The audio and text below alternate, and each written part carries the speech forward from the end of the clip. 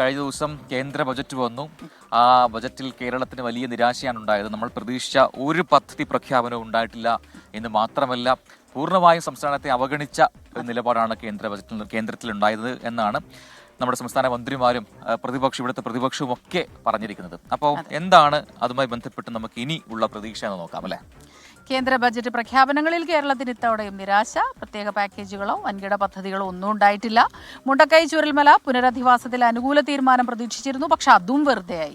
പക്ഷേ പൊതുപ്രഖ്യാപനങ്ങളിൽ കേരളത്തിന് അനുകൂലമായേക്കാവുന്ന ചില കാര്യങ്ങൾ ഇന്നലത്തെ കേന്ദ്ര ബജറ്റിലുണ്ട്. അതിലാണ് ഇനി പ്രതീക്ഷ ആകെ. വിഴിഞ്ഞം തുറമുഖം, മുണ്ടക്കൈ ചൂരൽമല പുനരധിവാസം ഉൾപ്പെടെയുള്ള 24,000 കോടി രൂപയുടെ പ്രത്യേക പാക്കേജ് സംസ്ഥാനം ആവശ്യപ്പെട്ടു. പക്ഷേ പാക്കേജുകൾ ഒന്നും കിട്ടിയില്ല. വൻകിട പദ്ധതികളൊന്നും കേരളത്തിനില്ല. പാലക്കാട് IIT പ്രത്യേക പാക്കേജ് പ്രഖ്യാപനത്തിൽ ഒതുങ്ങി കേരളം. ഇനി കേരളത്തിന് ഗുണകരമാകുന്ന പൊതുപ്രഖ്യാപനങ്ങൾ നോക്കാം. മാസശമ്പളത്തിൽ ജോലി നോക്കുന്നവർ കൂടുതലാണ് കേരളത്തിൽ.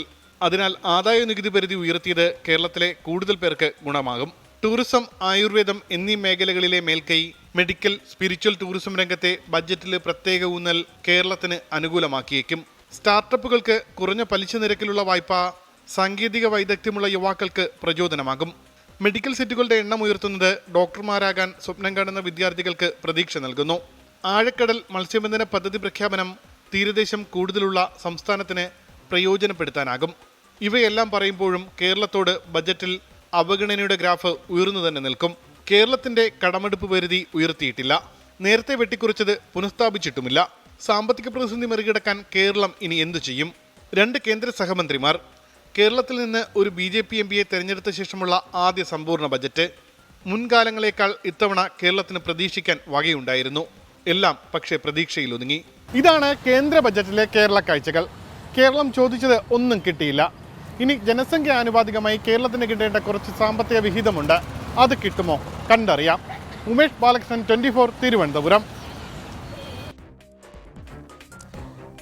അപ്പോൾ അതാണ്, കേരളത്തിന് മാത്രമായ പ്രഖ്യാപനങ്ങളില്ല. ഇനി പൊതുപ്രഖ്യാപനങ്ങൾ എന്തെങ്കിലും വരുമ്പോൾ അതിൽ കേരളത്തിന് എങ്ങനെയാണ് പ്രയോജനപ്പെടുക നമുക്ക് കണ്ടറിയണം അല്ലേ? പക്ഷേ തീർച്ചയായിട്ടും നമ്മൾ പ്രതീക്ഷിച്ച പോലെ ഒരു ഇതുണ്ടായിട്ടില്ല എന്നാണ് സാമ്പത്തിക വിദഗ്ധർ മാത്രമല്ല സാധാരണക്കാരും പറയുന്നത്. കാരണം എല്ലാം പോട്ടെ, നമ്മുടെ അതാണ് അത് എങ്ങനെയാണ് ഒഴിവാക്കുക? കാരണം ലോകം കരഞ്ഞ ഒരു ദുരന്തമായിരുന്നു അത്. അത്രമേൽ ഞെട്ടിയ നമ്മളെ പിടിച്ചുവച്ച സംഭവമാണ്. പക്ഷെ അവിടെ പോലും ഒരു പ്രഖ്യാപനം ഉണ്ടായില്ല എന്ന് പറയുമ്പോൾ അത് നമ്മൾ സാധാരണക്കാർക്ക് മനസ്സിലാക്കാൻ കഴിയാത്ത എന്ത് സാങ്കേതികത്വമാണ് അതിനുള്ളിലുള്ളത്. രാഷ്ട്രീയമായി പോലും അത് ആ രീതിയിൽ തന്നെ കാണേണ്ടതാണെന്ന് ഞാൻ പറഞ്ഞത്. ഇന്നലെ ഇപ്പം ഇവിടെയുള്ള BJP നേതാക്കളുടെയൊക്കെ പ്രതികരണങ്ങൾ കണ്ടു. അതിനെ അനുകൂലിച്ചും അത് ആ രീതിയിലല്ല സഹായപ്രഖ്യാപനമൊക്കെ. പക്ഷെ അങ്ങനെയല്ലല്ലോ, നമ്മൾ വളരെ പെട്ടെന്ന് തന്നെ സഹായം എത്തിക്കുക എന്നുള്ളതാണ്. കേരളത്തെ പരിഹസിക്കുന്ന രീതിയിൽ കേന്ദ്രമന്ത്രി ജോർജ് കുര്യന്റെ ഒരു പരാമർശം വിവാദമായിട്ടുണ്ട്. എന്താണ് ആ രീതിയിൽ പറഞ്ഞത്? കേരളം ഒരു എന്താണ് പറയുക, ഒന്നുമില്ലാത്ത സംസ്ഥാനമാണോ എങ്കിൽ അത് പ്രഖ്യാപിക്കട്ടെ, അപ്പൊ കിട്ടും. അങ്ങനെയൊക്കെ എങ്ങനെയാണ് പറയാൻ സാധിക്കുക? അപ്പം അതൊക്കെ ആ രീതിയിൽ കാണട്ടെ. അതിലെ പ്രതികരണങ്ങളിൽ നിന്നുണ്ടാവും എന്ന് പ്രതീക്ഷിക്കുന്നുണ്ട്.